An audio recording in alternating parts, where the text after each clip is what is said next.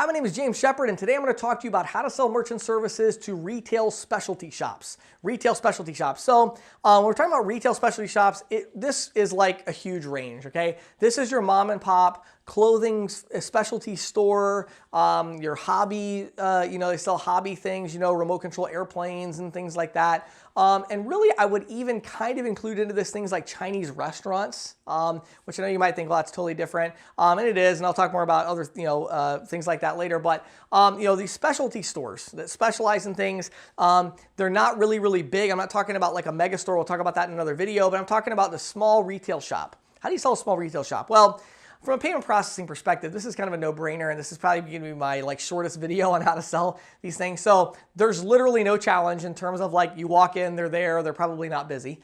It's a bad thing because that means they're probably going to go out of business at some point, but they're not busy right now because everybody's shopping on Amazon, so they're kind of in trouble. And so they're not super busy. You can walk in, you can talk to them. They hate their current credit card processor, always. They're paying way too much in fees, always. It's kind of a no-brainer. The problem with these isn't getting the sale. The problem is getting the sale in a way that makes profitable sense. And that's just unfortunate. So this is why a lot of merchant services reps have started to really just kind of avoid the retail places. I think that's a mistake. My philosophy on selling these small retail places is that I actually don't mind not making a ton of money off of them because I know I'm going to get good referrals if I take really good care of them. So there's a couple things I would highly recommend on selling these retail stores. Number one, flat rate pricing. Something along those lines is just a must. Almost, a huge chunk of them that I've seen, they've started to go over to Square. The reason they've gone to Square is because everybody comes in and selling them different things on the payment processing, and end of the day, they're always paying 3% or more in payment processing. Square, 2.75% flat. They love that. Come in with 2.7% and they'll probably switch, okay? Unless they've got a Square point of sale system, a Square register that they're using, and then obviously it's a little bit more tricky to get them to move over. But talk to your processor about what kind of swipers you have. A lot of them are just using their phone now to swipe and take payments that way. So there's different things like that you can talk to them about, but again, mainly it's the flat rate pricing. There's really not much else for me to tell you on that. And again, they're not super difficult to get them interested and sell them.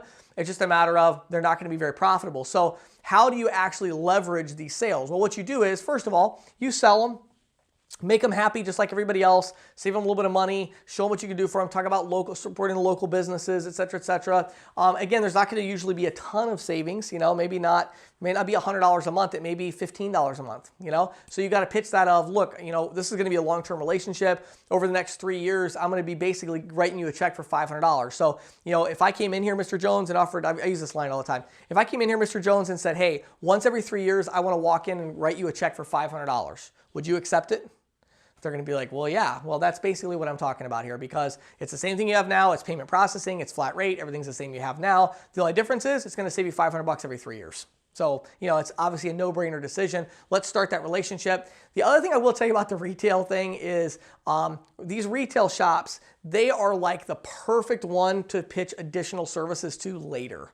What they really need is marketing. They need online ordering. They need e-commerce. They need things like that. Also, there's some of these places like ShopKeep, Shopify, some of these other ones where if your processor has different things like that for online ordering, setting up a little kind of online portal store, that stuff they really like is really cool. Facebook marketing is a big deal. So the retail shops are ones that have a lot of other stuff. If you want to sell merchant services, don't spend a ton of time because whether they say yes or no, either way, you're probably not going to make very much money. Your processor might not give you a bonus because they only processed, $3,400 last month. So you may not get a big bonus out of that, or you're definitely not going to get big residuals out of it, or you might get a true up on the profit or something crazy. So don't spend a ton of time on them, but get them, make them really happy, then go back to them and ask them for referrals and say, hey, look, as you know, I'm not making very much money in the account. Just be honest with them, and tell them. I say, look, I looked at my, last month I made $11 off your account.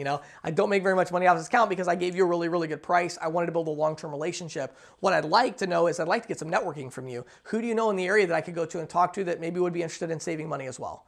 Now, what I find is the retail store owners, they're like the bedrock of the community, and so everybody knows them, so they're really, really good referral bases. So that's the main reason I sell retail stores. So my name is James Shepard. Hopefully these tips were a help to you on selling these small retail shops. Hope you have an awesome day.